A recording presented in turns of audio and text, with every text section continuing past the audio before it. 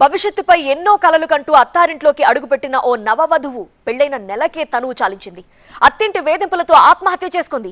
వికారాబాద్ జిల్లా గడ్డ మీద గంగారంలో జరిగింది ఈ ఘటన. పెళ్లి టైంలో ఇస్తా అన్న బంగారం ఇవ్వలేదని భార్యని పుట్టింట్లో వదిలేసి వెళ్లిపోయాడు భర్త. మనస్తాపంతో ఆమె ఫ్యాన్ కి ఉరివేసుకుని చనిపోయింది. పరిగి మండలం మల్లెమోనిగూడ గ్రామానికి చెందిన శివలింగంతో తరూర్ మండలం గడ్డ మీద గంగారం గ్రామానికి చెందిన శిరీషకు వివాహం జరిపించారు పెద్దలు. పెళ్లి సమయంలో 10 తులాల బంగారం కట్నంగా ఇస్తామని ఒప్పుకున్నారు శిరీష కుటుంబీకులు. ప్రస్తుతానికి 3 తులాల బంగారం ఇచ్చి పెళ్లి చేశారు మల్లమ్మ. పెళ్లి జరిగింది మొదలు మిగతా బంగారం కోసం భార్యకి భర్త నుంచి వేధింపులు మొదలయ్యాయి. భార్యాభర్తల మధ్య తరచూ ఇదే విషయంలో గొడవలు కూడా జరిగినట్లు తెలుస్తోంది.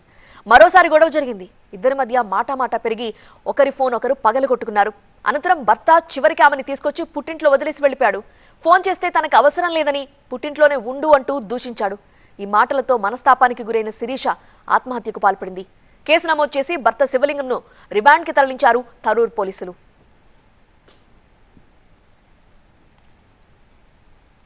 అయితే తమకున్న ఎకరం పొలం అమ్మి బంగారం కొనిద్దాం అనుకున్నానని శిరీష తల్లి చెప్తోంది. తనకు విషయం చెప్పకుండానే ఆత్మహత్య చేసుకుందంటూ బోరున విలిపిస్తోంది.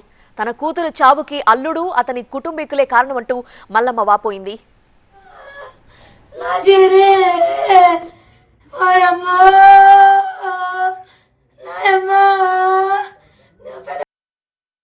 ఆదివారం రాత్రి 12 గంటలకు రాత్రిలా ఫోన్ పలగొట్టుకున్నారంట సార్. పలగొట్టుకున్నాక సోమవారము పొద్దున ఫోన్ చేసిండు. నేను తిరుపతి పోతున్నా అత్తమ్మ, నీ బిడ్డను పంపిస్తా, 6 రోజులు ఉంచుతా అమ్మ వాళ్ళ ఇంట్లో 2 డ్రెస్సులు పెట్టుకొని చెప్పి తోలిచ్చి పోయిండంట.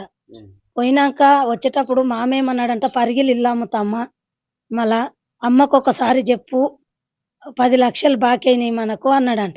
నేను ఇంకా 7 తులాల బంగారం పెట్టేది ఉండే సార్. అంటే 7 తులాల బంగారం బదులు ఏం చేసుకుంటది, పరిగిల ప్లాట్ అని ఒకసారి పోయినప్పుడు సందర్భంలో అన్నారు.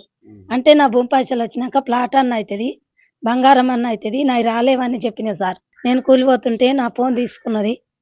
నా ఫోన్ తీసుకొని ఇక ఫోన్ తీసుకున్నాక మధ్యాహ్నము వాడు ఏం టార్చర్ పెట్టిండో, ఏం ఫోన్ మాట్లాడిందో, ఏమైందో అంతవరకే ఇక చచ్చిపోయింది సార్ వచ్చే వరకు.